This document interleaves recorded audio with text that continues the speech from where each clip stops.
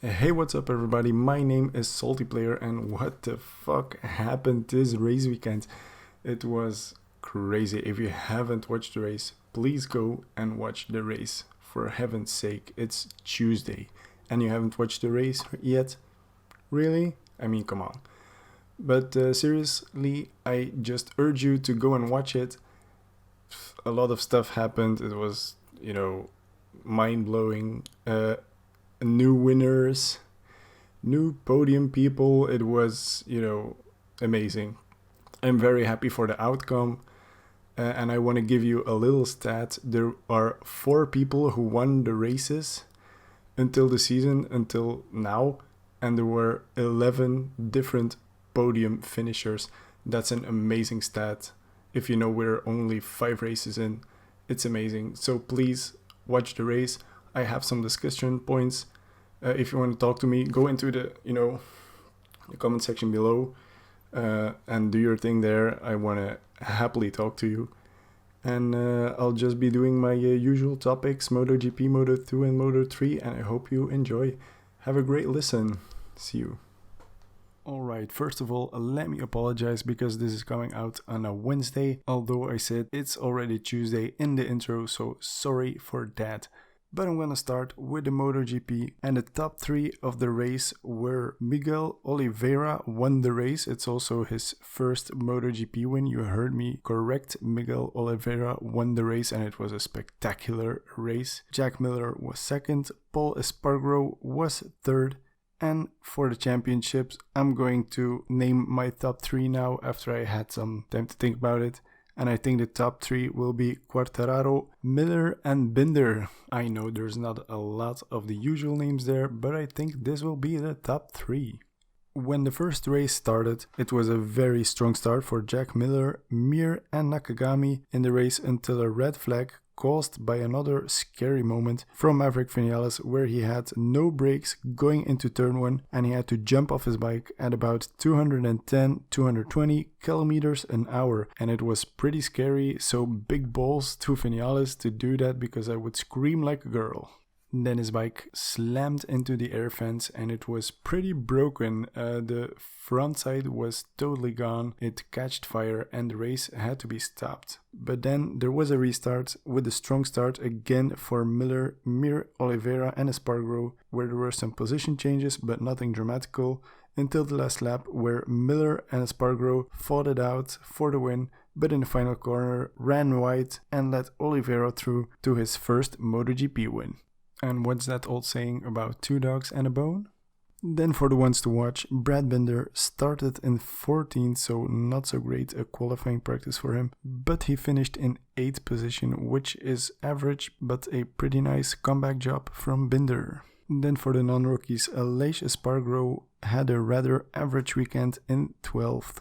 Then I want to give an honorable mention to Paul Espargaro, who finished 3rd and who was able to keep his head cool. And also for Joan Mir, who led most of the first race. You have to pity the guy because he really deserved the win. He finished in 4th at the end. And of course for Iker Lecuona, who finished in 10th, a nice solid result for him. Then I was a bit bummed out for Rossi with a 9th place and for Quartararo in 13th and Morbidelli in 15th. Not the best weekend for the Yamaha boys. Then the Austria race 2, where I picked Dovizioso. I got that one wrong, but I think the Misano race, Quartararo will win that one because he was very strong there last year. And then let me add another stat that I already said in the intro, but there were 4 winners for 5 races and 11 different podium finishers, so a pretty fantastic stat if you ask me. Then it's time for my first discussion topic. So Marquez is staying at home for at least 2 or 3 months. What do you think? I probably think it's a very smart thing to do because he has nothing to gain right now. So the best thing for him to do is to heal up and to come back when he's 100% fit and not crash and do more damage to his arm. So that's my opinion. Let me know what you think in the comment section. I'm very curious what you have to say. Then I'm just gonna pop the second discussion topic right in here, right after the first one. What do you think of Zarco's pit lane penalty? I don't really think it was deserved, because I see it as a racing incident, the stuff that happened last week. But what do you think? Let me know in the comments. Alright, then I'm going to the Moto2. The top 3 was Marco Bezzecchi won the race. It was also his maiden Moto2 win. And Jorge Martin was second and Remy Garner was third. After thinking a bit for the championship, I think the top 3 in the championship will be Martin, Marini and Bezzecchi. It looked to be a normal Moto2 race with a runaway guy and the pack splitting up and just stretching out, but Bezzecchi reeled in a 2-second gap in the end on Martin, who was leading the race for most of the race. Martin still came across the line in first, but if the race was 1 lap longer, I think Bezzecchi would have won anyway. So Martin thought he won the race, but when he came into Parc Fermé, he got a message from the MotoGP stewards that he was demoted 1 position, so Bezzecchi won the race due to touching the green in the final lap of the race. Then for the ones to watch, Aaron Canet crashed in the beginning of the race and Nagashima had a strong start but dropped back a bit later in the race, but he still managed to finish a strong 4th position. Then I want to give an honorable mention to Remy Garner, who rode a very strong race and finished in 3rd. Very glad also to see Luthi back with a nice 5th place. And I was a bit bummed out for the crash of Aaron Canet and the crash of Sam Lowes.